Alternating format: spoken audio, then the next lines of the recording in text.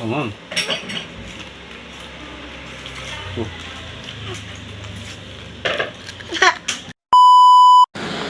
Hi guys, welcome to my vlogs, Abel Vlogs TV.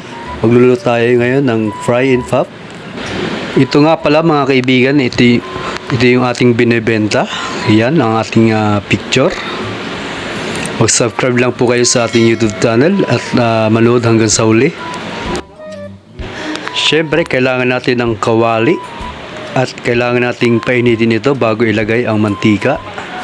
Ipapakita ko lang sa inyo kung paano magluto kahit hindi tayo eksperto sa pagluluto.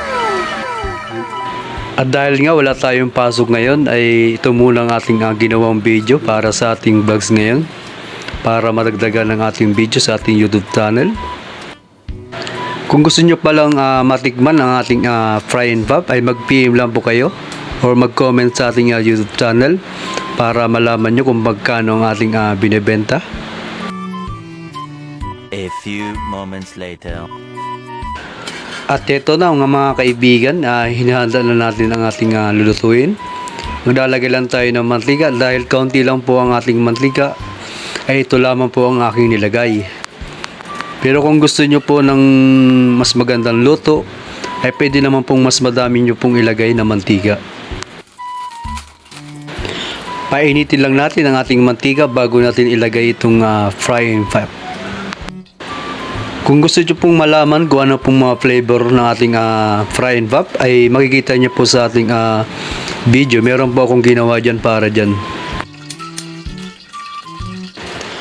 At dahil mainit-init na po ang mantika, ay aking nilagay na itong ilang peraso lamang po dahil kakaunti lamang ang aking mantika.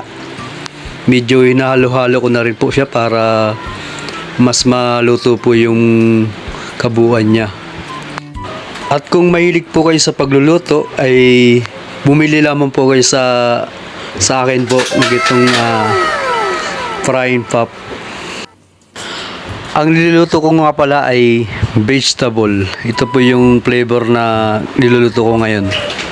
O yan mga kaibigan, dahil nakikita nyo po na medyo lumalaki talaga yung pagkaprito niya.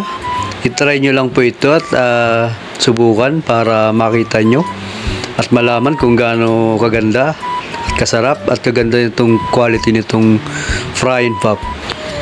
Pinapaikot-ikot ko lamang po ito dahil kakaunti lang po ang mantika natin, pero kung mas maganda ay mas marami po dapat ang mantika. The next day. Heto na mga kaibigan ang ating naluto. Medyo nasunog siya dahil hindi ko makontrol ang init. Pero kung mas maganda ang inyong lutuan, ay ayos lang.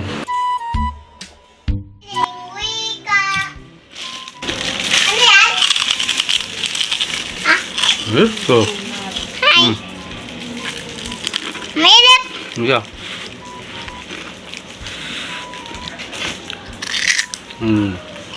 Sarap. Sarap to.